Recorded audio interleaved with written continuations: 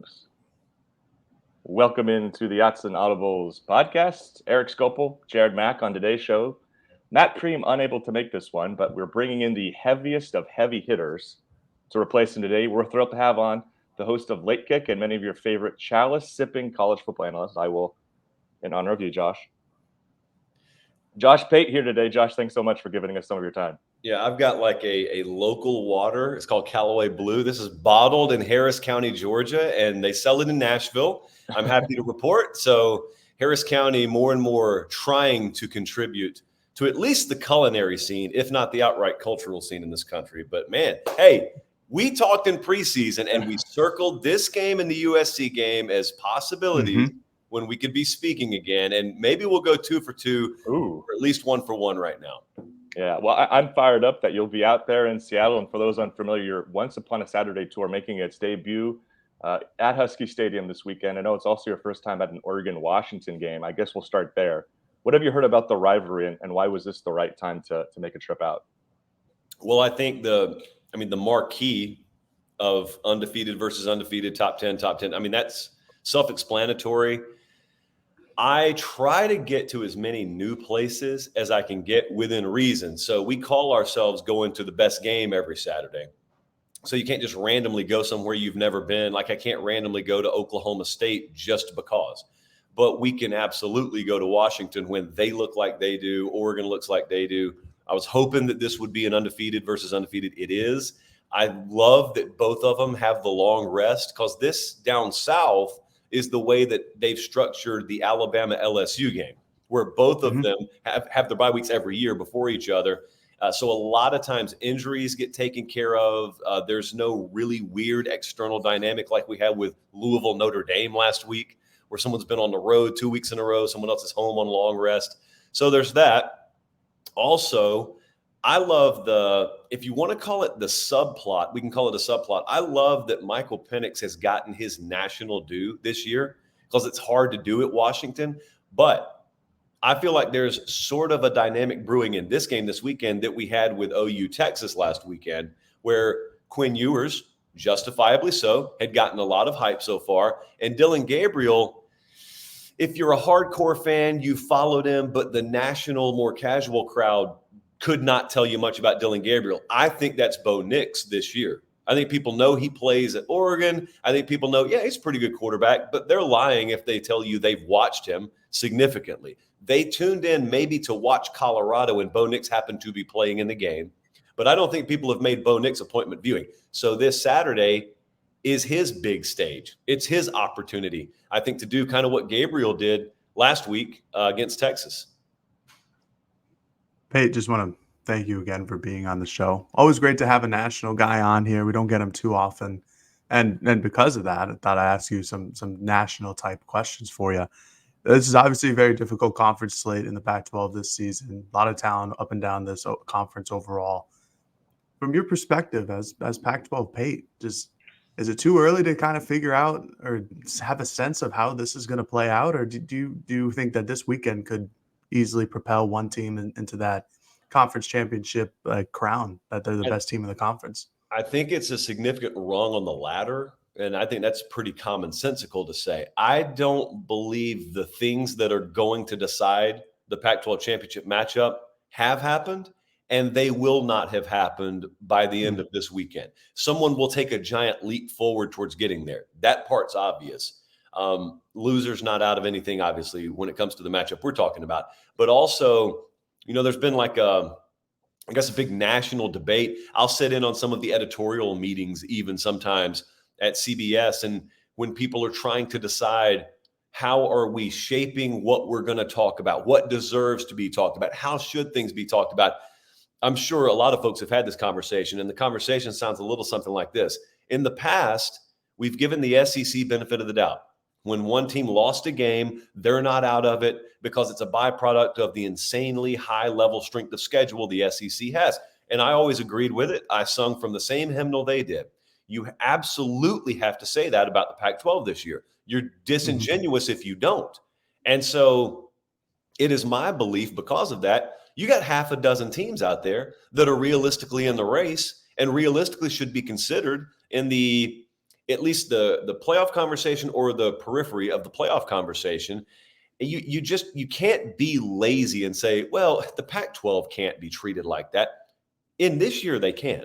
And so this game should be viewed the same way as a random Georgia-Tennessee game or a random Alabama-Florida game. It's one of many big bricks that build up that building of an SEC schedule. Only this year, you're talking about the Pac-12. And that's why, especially with Southern Cal, this is the beginning for them this week, albeit an out-of-conference game.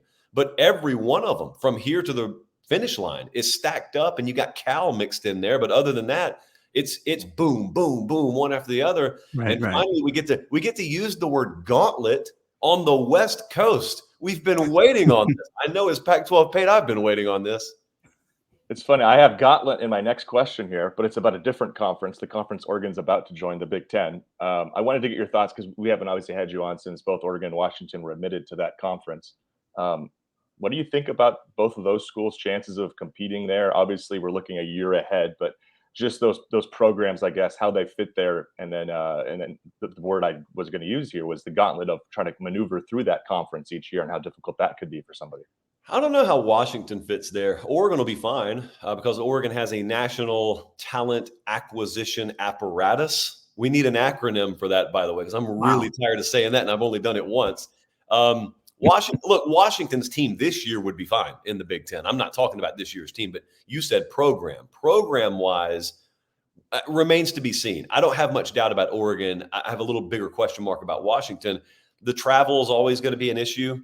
I got in a big front-facing argument with a buddy of mine the other day about how travel is overrated and the impact of travel is overrated because we were doing the whole Big Ten schedule look-ahead thing, and Washington has 18,000 combined miles just in 4 Big Ten road games next year. And side note, I don't think people understand how travel works. They keep on saying Washington's got to travel 2,200 miles to play Indiana. Well, it's not like they're going there and never coming back. It's there and back. So it's 4,400 miles, actually, folks, to play Indiana. And so he said, hey, they're on airplanes. What's the big deal? It's not like they're traveling in covered wagon. And I asked him, you ever been to the West Coast? You ever flown cross country? Of course. He's never been west of the Chattahoochee River, grew up where I grew up. So he said, no, but what's 4 hours? I can sit still for 4 hours and function fine. I said, okay, you're clearly an expert on this. So I can't beat a dead horse anymore. I'm just telling you, it has a body clock impact, et cetera, et cetera. That's the stuff I wonder about more than anything.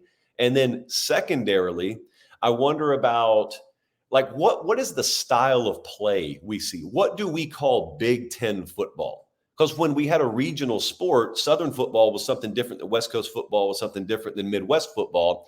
Right. I wonder if now it's just kind of a mixed bag, like a little potpourri, so to speak, of styles of play. And every conference has a little something for everyone. Some people would tell you that's the best version of the sport. I'm not one of them. I happen to like regionality, but it is what it is. I think Oregon will be fine. Washington, I think a little bigger question mark long term. This is more of a dumb question, so I'll get that out of the way pretty early here. But it's something I've been wondering. With the Pac-12 coming to a foreseeable end, maybe Oregon State and Washington State join Mountain West, whatever. Have you begun to think about different nicknames instead of Pac-12 Pate? No, I need to. No, I haven't. It could be a legacy name, just because the Southwest Conference died doesn't mean everyone put away their Southwest Conference T-shirts or polos. I'm sure there are some of those still floating around. I'm from Georgia. People down there still have WCW paraphernalia, and that company went out of business 20 years ago. It got gobbled up by Vince McMahon, and how things have changed in that world these days. So I picture myself as taking, like in The Office, the scene where he takes the Walkman and he presses play and there's Natalie Merchant playing in the background as he says his goodbyes. I am Michael Scott. I am playing Thank You by Natalie Merchant as I just thank each member institution individually.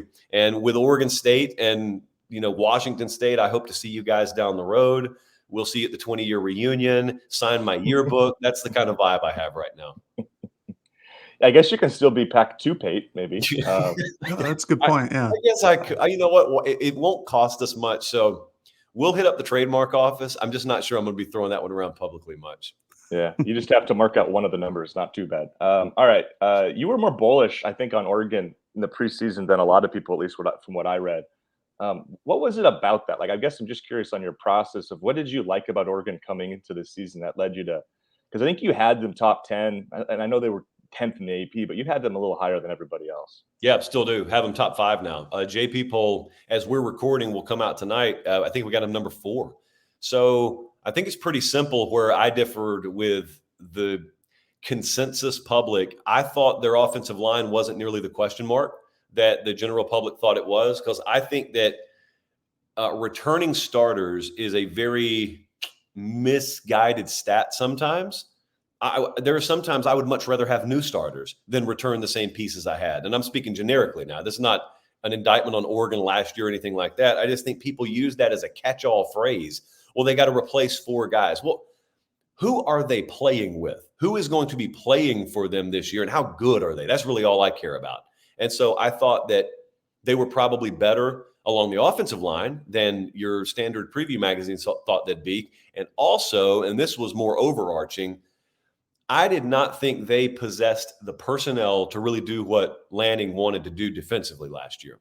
And I thought they took a really big step in terms of multiplicity and being able to really incorporate sub packages and different personnel packages that in an ideal world he'd like to run this year. And so I'm not saying they're there yet, but you watch Oregon this year versus last year, and I guarantee you sit an astute football coach next to you who can spell out what they're doing every play, and he'll tell you this right here they could not have done last year. That right there they could not have done last year. And so those two things, along with the fact that I thought they've been very intentional about building depth on the defensive front, led me to think that in a world where the Pac-12 is loaded at quarterback, I just thought the team that could get after the quarterback the most consistently was actually going to be the one that set itself up with the best chance to win the conference. So we opened them as the preseason favorite. I say we, I mean, it's me on this island basically, but I opened them as the Pac-12 favorite. I still would pick them to win the Pac-12 today. You on that island, I'm going directly off of Eric's question here and how bullish you were at Oregon preseason. Have they met your expectations, surpassed them? I would say met. Yeah. I'm also a believer, more so than ever, with the way that the NCAA has changed what you can do in practice. I'm a believer that when you do have multiple new pieces at a particular unit, especially offensive line or defensive line, and doubly especially offensive line, it probably takes a little bit deeper into the season for that to gel and fully form into what it's going to be. That's why I think also more so than ever, it is very foolish to write your opinions in pen in September. Use very light pencil in September. And now if you lose 2 games like Clemson did, you're SOL, A&M, SOL in all likelihood. But if you got a team with 0 losses or 1 loss, Ohio State is a perfect example right now. People think they figured Ohio State out. You figured the September version of them out. You have no idea if they may not all of a sudden, boom, and it finally coalesces and it gels, and all of a sudden they're a top 2 or 3 team. Well, with Oregon, they've been pretty consistent. I thought that Texas Tech game is one a lot of people didn't watch. They just looked at the final and said, oh, Oregon probably got exposed a little bit there. It was a hard-fought football game. And some of us expected that. Therefore, we weren't surprised when it happened. Sometimes you win your losses is how I like to phrase that. That's a game probably 7 times out of 10 they lose, given the way it played out. If you're interested in the post-game win expectancy stat that a lot of the advanced guys like to keep, that's one Oregon doesn't win, but they won it. And when you win a loss, that is so beneficial for obvious reasons, but it also gives you a little wiggle room. For instance, this weekend, if they go up to Seattle and lose by 4, it's not the end of the world. Conversely, because A&M couldn't get the job done against Miami early in the season, it probably was the end of their world when they lose close to Alabama last week. So I think they've met my expectations so far, but I also don't think anyone in that building is cracking their knuckles saying, look at us, we're here. I think they understand there's a different gear they can hit. I believe there's a different gear they can hit. And, kind of like Oklahoma last week, If I'm right about that, you'll do what Oklahoma did. You'll rev the engine a little bit, and you will play your best game of the year this Saturday. And that goes for Washington and Oregon. Washington's just already looked like a machine. You kind of said it earlier. It sounds like we see this similarly with Bo Nix and possible Heisman Trophy candidacy of this is a big opportunity for him. It's kind of a unique thing where he not only faces Washington and Penix this weekend, but they play USC and Caleb Williams later in the season. Probably if it goes to plan, one of those teams again in the conference championship. If you're just talking about Bo's chance for winning this award, my case in the preseason was if he went 3-0 or 2-0 against those two guys, give him a pretty decent shot to win that award. Do you see that similarly? And let's say hypothetically it plays out that way. Would he be your favorite possibly, or kind of? I know you said Dylan Gabriel right now from Oklahoma coming off the Texas win, but if we fast forward, would that give Nix a pretty good shot? You think? Yeah, it would. It's weird how the Heisman works. I've never been the biggest fan of the criteria that a lot of people use because you're asking me what actually will happen. So I'm not going to tell you how I think this should go. I will answer the question based on how this world actually works. How this world actually works is people will say things like Bo Nix versus Caleb Williams, although they'll never be on the field at the same time. Sure.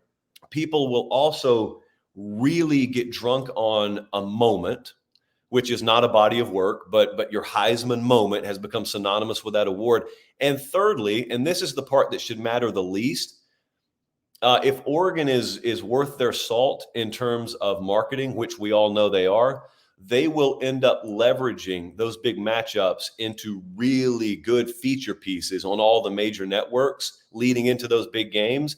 And you will then see the heartstrings tugged at. And also, and here's what else helps, some kind of viral moment, some kind of soundbite or snapshot, because that's really what wins Heisman's, sound bites and snapshots.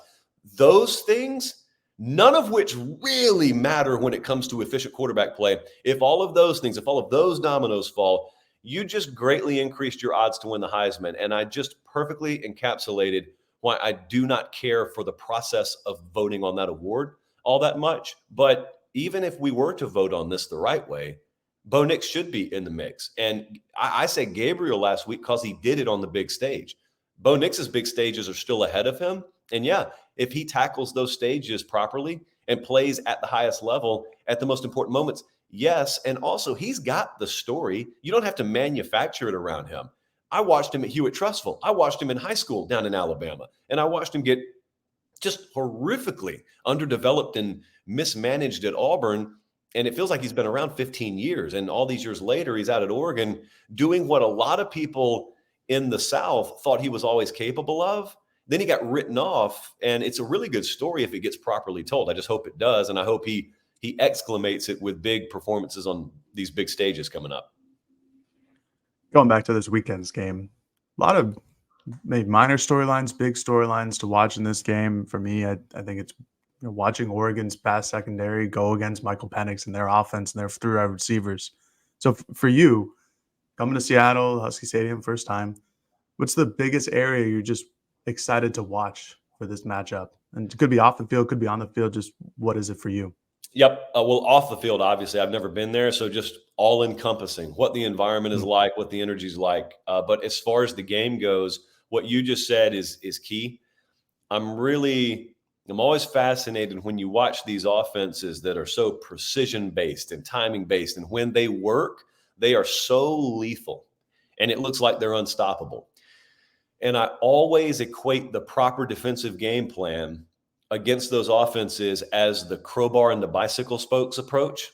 Because if you face a team that can run the ball really well, sometimes when you're effective against them, it just means you throttle their production down to 70% of their normal self or 65%. Well, when you face one of these timing and rhythm-based, passing-based offenses, that's sometimes not the way it works. Sometimes when you find the magic formula and you possess the ingredients to interrupt that, it doesn't slow down.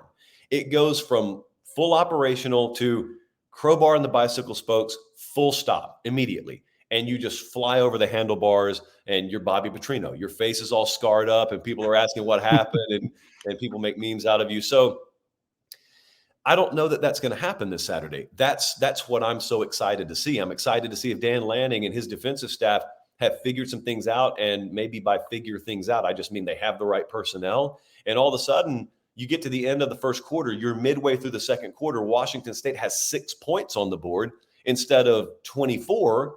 And the nation is starting to text each other saying, hey, are you watching this game? Turn to ABC. Look at what's happening. And people turn it on and they're like the shruggy emoji. They're asking, what happened? And then people start to give your uneducated takes of Penix just isn't on today.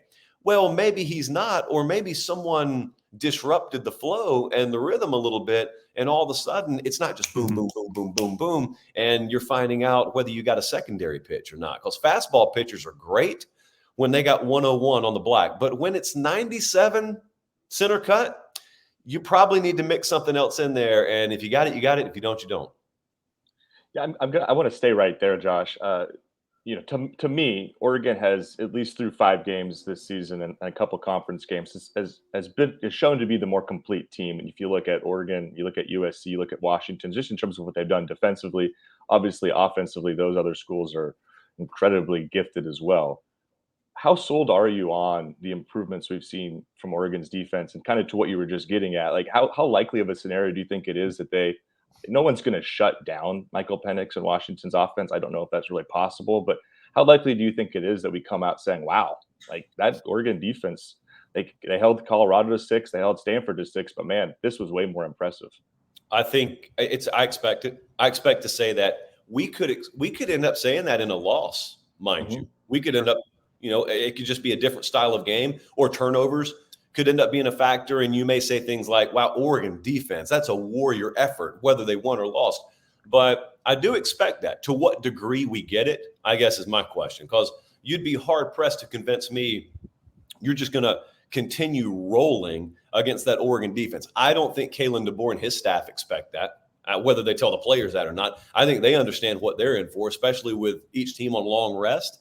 And so what I also wonder is it a game that sets up to where they're just in your face starting at the 20 or 25 every drive, or do they play that kind of bend but don't break between the 20s? Once we get you down in the red zone, that's really where we're going to make you go 4 drives for only 10 points or something like that. I was at Red River this last weekend, and it was a crazy time because Texas ends up going 1 of 3 in the red zone, I think, for 3 points. And OU was 6 of 6 in the red zone for 34 points. And that's the game. That's the difference. Every other stat category looks kind of even. Then you realize game within the game wins it. So usually you have a game within a game that sets up. I expect that's what it is in this one. And then you get to watch those DBs go up against 2 or 3 future NFL guys out wide for Washington, and 50-50 balls. Can you make them 30-70 balls? Can you force a turnover? Can you, like we talked about, disrupt the rhythm? I lean towards yes being those answers. So I think yes, the Oregon defense, ironically in a game that will be all about the quarterbacks from a marketing perspective and a promotional perspective, could end up being what shines Saturday. In this hypothetical world, this question is being asked. You are Dan Lanning. So congrats on the new contract, everything up and beyond that. Appreciate it, guys. Thank you so much. Of course. So, but being Dan Lanning, you got to go to Seattle this weekend. You got to take on the number 7 team in the country in Washington. What is, I don't really have another word here for scariest, but what is the scariest thing that you could foresee in this game against Washington going up? Is it just going up against Michael Penix and that offense, or is it something different that might resurface down the road? Yeah. Normally, if we're early in the season, the answer to this question for me is kind of generic because it's the same with a lot of teams, Dan Lanning or otherwise. So I think of my team. I think of all teams as dams. Some of them are perfectly built. Some of them are really poorly built. But even some of the more poorly built dams, you can't tell until there's water pressure put against them. Then you see the cracks. Then you see water seeping through. So the scariest thing is we go up to Seattle and they do put up 17 in the first quarter, and they have identified a mismatch or two, and they have figured out some things looking at us that maybe we didn't even realize was there, or maybe we know it's there, but we hope no one else realizes it's there. That would be the scariest thing, because we've seen this happen sometimes. We've seen it happen to where you see a game that doesn't play out the way you expect it to. It's not as close as you expect it to be. And you come out of it saying, oh, man, even if these teams played again, I don't know that we'll have any more answer for them than we did the first time. And I don't think Oregon fans need to go back too far. I'm talking about Utah. I'm talking about playing them in the regular season. I'm talking about playing them in the Pac-12 championship game. Both teams end up looking the exact same both times. The final scores are almost identical. And you figured out you couldn't match something that they did. Well, what Washington does great is not what those Utah teams did great, but what if they possess a factor that we can't touch? Now, there is this other possibility. If I'm Kalen DeBoer, there is the other possibility that team comes up here in our building and they shut us down, or they greatly limit us. And we're sitting here looking and saying after the game and dust settles, well, we are what we are. See, that's the thing about being a pretty complete version of yourself by week 7. It's wonderful, but what if the pretty complete version of yourself gets handled? You don't have anywhere else to go. You're going to take that exact same version of yourself, and maybe you play them a month or 2 down the road, and we're going to try it again in a neutral building this time. So there's a scary scenario for both sides here. That's the beauty of Saturdays in the fall. It could be really great, or it could be horrific, and you want to go into hiding.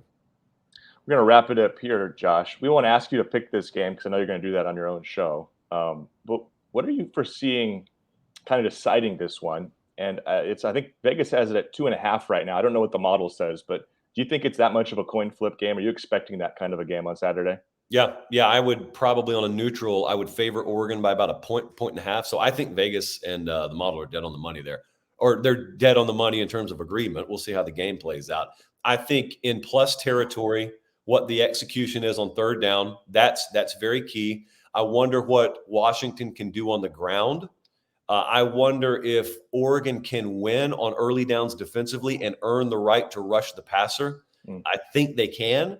And if they can, then that's where the timing and rhythm that we've talked about like half a dozen times already today, that's where disrupting that really comes into play.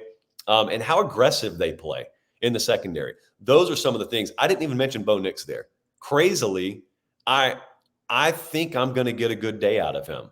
Now, there is also the other aspect, and that is if I open the window behind me, nice and sunny, look at that backlight here in Nashville. Those are not the conditions that we expect Saturday in the great Pacific Northwest. So what does weather do, if anything, to impact this game? Only time will tell. Well, Jared and I both, I think we're up there in 21 when I think the teams combined to throw for 198 yards or something. It was like torrential downpour. So I don't know if it's going to be wild.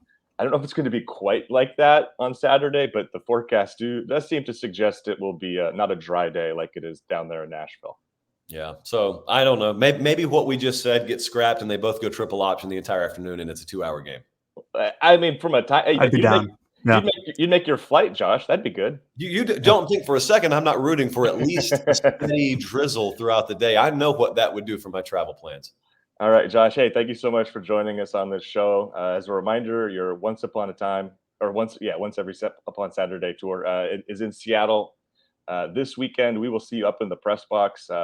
Can't wait. Be good to catch up and hopefully, again, safe travels out, safe travels back. All right, guys. Always look forward to it. I appreciate it. Thanks, mate.